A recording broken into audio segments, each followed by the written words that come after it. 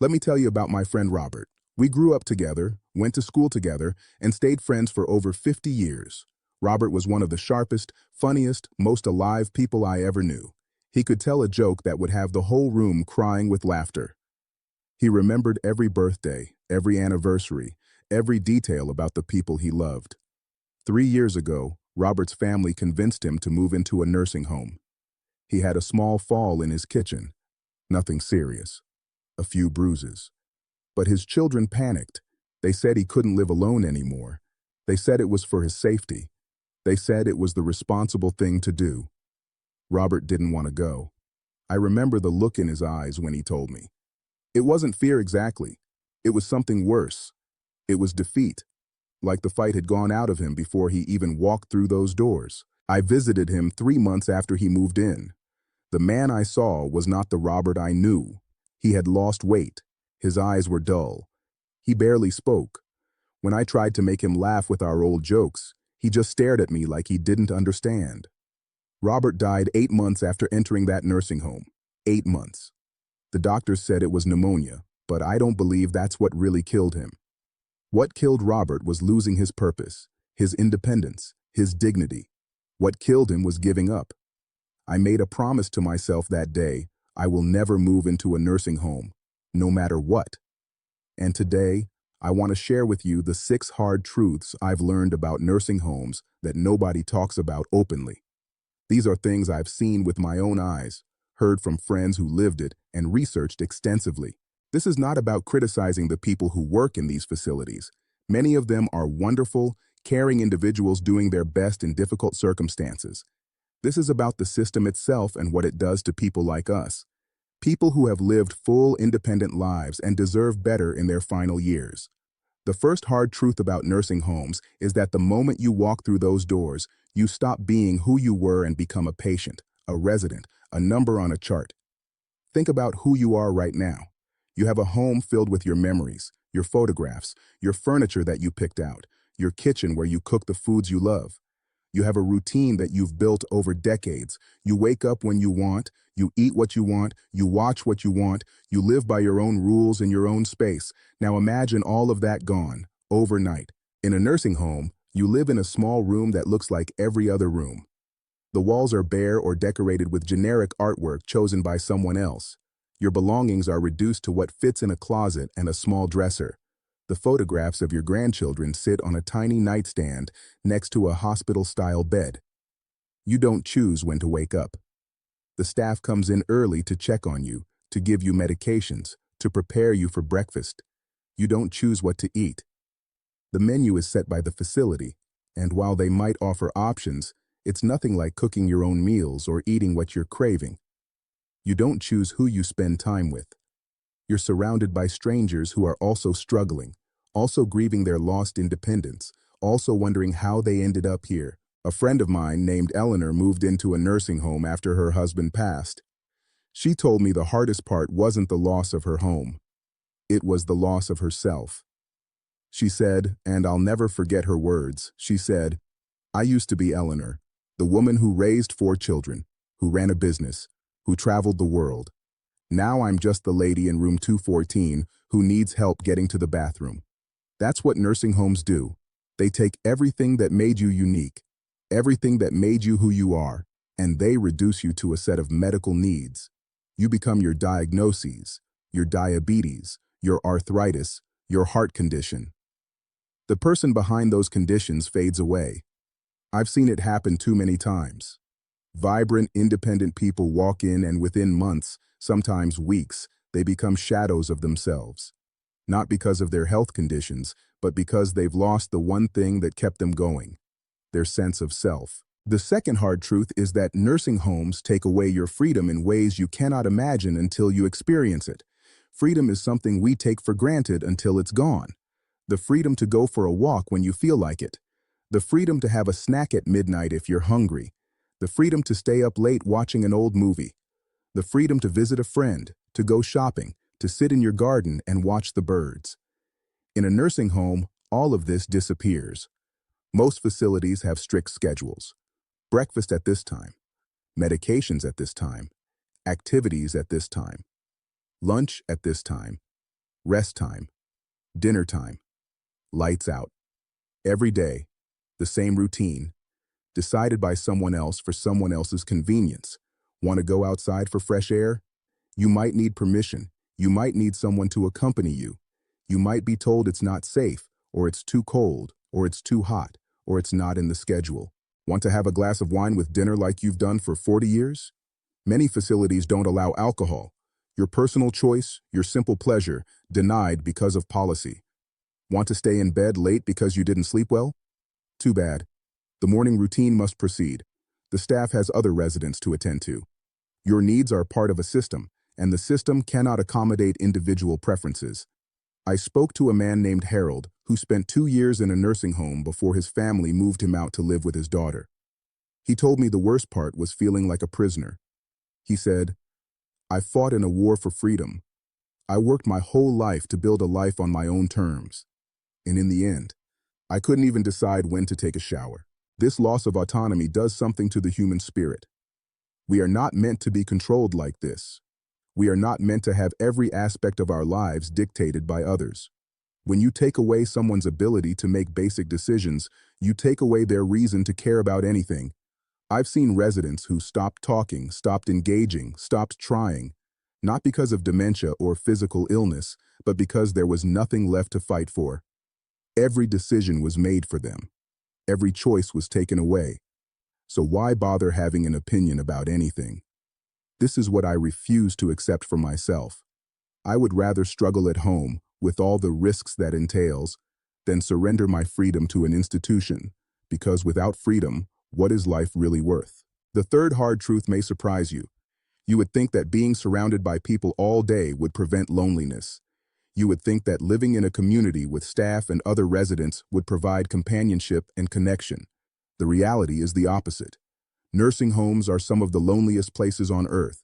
Yes, there are people around, but they are not your people. They are not the friends you chose, the neighbors you've known for decades, the community you built over a lifetime. They are strangers thrown together by circumstance, each dealing with their own losses, their own fears, their own grief. The staff members, as caring as many of them are, do not have time for real connection. They are overworked and understaffed. They have dozens of residents to care for, medications to administer, records to keep, emergencies to handle. They might smile at you, ask how you're doing, but they cannot sit and have a real conversation. They cannot be your friend. And your real friends? Your family? They visit less and less over time. At first, the visits are frequent. Your children come every week. Your friends stop by regularly. But as months pass, the visits become less frequent. Life goes on for everyone else. Work, grandchildren, obligations, distance. The visits become monthly, then occasionally, then holidays only.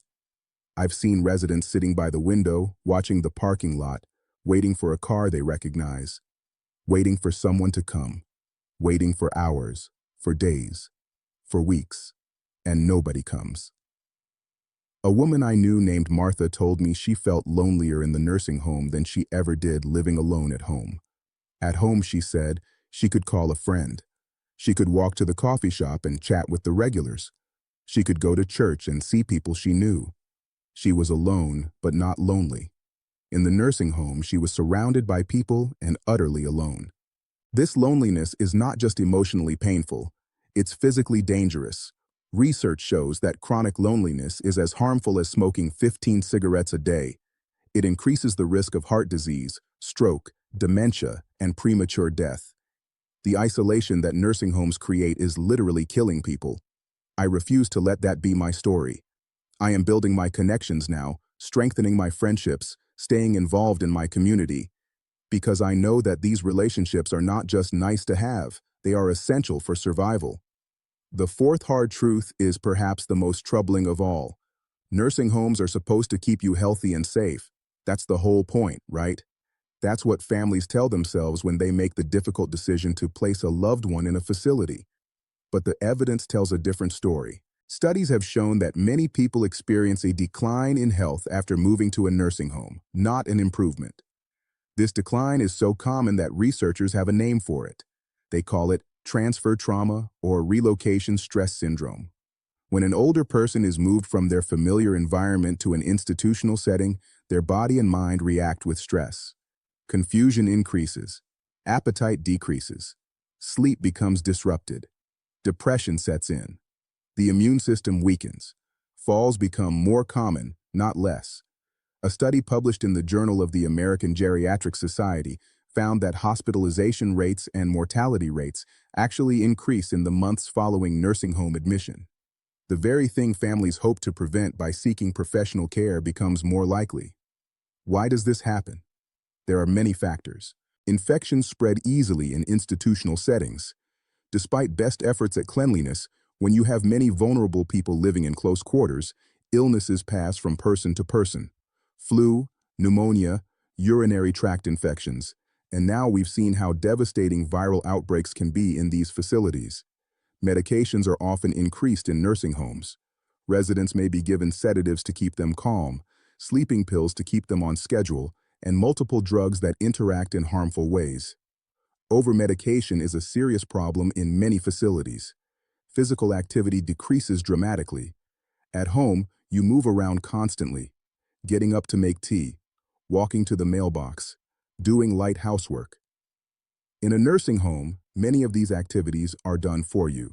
You sit more, you move less, your muscles weaken, your balance deteriorates. And then there's the will to live. This cannot be measured in a study, but it's real. When you lose your purpose, when you lose your independence, when you lose your identity, something inside you gives up. The body follows where the mind leads. If the mind has decided there's nothing left to live for, the body complies. I've seen this too many times. People who were managing fine at home, who had their struggles but were coping, who entered a nursing home for safety and declined rapidly. Within months, they were gone. This is why I am doing everything in my power to stay healthy and independent at home for as long as possible. Not because I'm stubborn or proud, because I genuinely believe it's safer than the alternative. The fifth hard truth is about money. And I know talking about money can be uncomfortable, but we need to have this conversation because the financial reality of nursing homes is something many families don't understand until it's too late. The average cost of a nursing home in the United States is over $90,000 per year for a semi-private room. If you want a private room, you're looking at over $100,000 per year. In some states and cities, it's much higher. Let me put that in perspective. If you spend 3 years in a nursing home, which is not unusual, you're looking at $270,000 to $300,000 or more. That's the equity many people have in their homes. That's a lifetime of savings wiped out. Many families assume that Medicare will cover nursing home costs. This is one of the most dangerous misconceptions about aging in America. Medicare does not pay for long-term nursing home care. It covers short-term rehabilitation stays, up to 100 days under specific conditions, but after that, you're on your own. Medicaid does cover nursing home costs, but here's the catch. You have to be nearly broke to qualify. Medicaid has strict income and asset limits. In most states, you can have only about $2,000 in countable assets to qualify. This means you must spend down your life savings before Medicaid kicks in. I've watched families go through this. They worked their entire lives, saved diligently, hoped to leave something for their children and grandchildren, and then a nursing home stay consumed everything. Every dollar they saved, every investment they made, the house they planned to pass down to the next generation, gone. And what do they get for this extraordinary expense? A shared room, institutional food, overworked staff, a loss of dignity and independence. It hardly seems like a fair exchange. Long-term care insurance can help, but it's expensive and must be purchased years before you need it. Many people wait too long and become uninsurable due to health conditions. Others simply can't afford the premiums. The financial devastation of nursing homes doesn't just affect the person in care, it affects entire families. Adult children who expected to inherit the family home now watch it being sold to pay for care. Spouses are left with little to live on after their partner's care has consumed their joint savings. This is another reason I'm committed to staying home as long as possible. Every year I can avoid institutional care is tens of thousands of dollars saved. Every year I maintain my independence is a year I'm not draining my resources and burdening my family. The sixth truth, and this is the most important one, is that nursing homes are not the only option. Despite what you may have been told, despite the pressure families feel, there are alternatives that can keep you independent, safe, and at home. The first alternative is home care. This means hiring caregivers to come to your home and help with the things you need assistance with. Maybe it's help with bathing and dressing. Maybe it's meal preparation. Maybe it's medication reminders. Maybe it's just companionship and someone to check on you regularly. Home care can be less expensive than nursing home care, and you get to stay in your own environment. You keep your identity, your freedom, your community. The care comes to you rather than you going to the care. The second alternative is adult day programs. These are facilities where you can go during the day for activities, meals, social interaction, and supervision, but you return home at night. It gives you engagement and care during the day while allowing you to sleep in your own bed. The third alternative is assisted living, which is different from a nursing home. Assisted living facilities are designed for people who need some help but don't require round-the-clock medical care. You typically have your own apartment, more freedom, more dignity, more autonomy. It's not perfect, but it's closer to independent living than a nursing home. The fourth alternative is living with family. Now, I know this is complicated. Not everyone has family who can take them in. Not every family relationship is healthy enough for this arrangement. But for those who can make it work, living with adult children or other relatives can provide care and connection while maintaining family bonds. The fifth alternative, and this is what I'm planning for myself, is aging in place with modifications. This means making changes to your home to make it safer and more accessible. Installing grab bars in the bathroom, removing tripping hazards, adding a bedroom on the main floor if stairs become difficult, using technology like medical alert systems, automatic stove shutoffs, and video calling to stay safe and connected. There are also programs in many communities specifically designed to help seniors age in place. Meals on Wheels delivers food. Transportation services help you get to appointments. Visiting nurses check on your health. Home repair programs help make your house safer. These services exist because society is starting to recognize that keeping people at home is better for them and often less expensive than institutional care. I have already started making changes to my home. I've removed the rugs that could trip me. I've installed brighter lights. I've set up a system where someone checks on me daily. I'm building the infrastructure that will allow me to stay here, in my home, surrounded by my memories, living my life on my own terms. This takes planning. It takes honesty about your limitations. It takes willingness to accept help while maintaining your independence. But it can be done. Millions of people are doing it. So where does this leave me? Where does this leave you? I've told you 6 hard truths about nursing homes. The loss of identity, the loss of freedom, the overwhelming loneliness, the decline in health, the devastating financial cost, and the alternatives that exist for those willing to plan ahead. I want to be clear about something. I'm not saying that nursing homes are never necessary. Some people have conditions that require round-the-clock medical care that cannot be safely provided at home. Some people have no family, no resources, no alternatives. For them, a nursing home may be the only realistic option, and I have compassion for anyone in that situation. But for many of us, nursing homes are not inevitable. They are not the only path. They are a choice, often made out of fear or lack of information or family pressure. I am choosing a different path. I am exercising daily to keep my body strong. I am challenging my mind to stay sharp. I am building relationships so I won't be alone. I am planning my finances so I have resources for home care if I need it. I am modifying my home so it's safe as I age. I am having honest conversations with my family about my wishes, and I am making them understand clearly and firmly that I do not want to go to a nursing home. Not because I'm being difficult, not because I'm in denial about aging, but because I've seen what happens there, and I refuse to let that be my story. I watched Robert disappear in that place.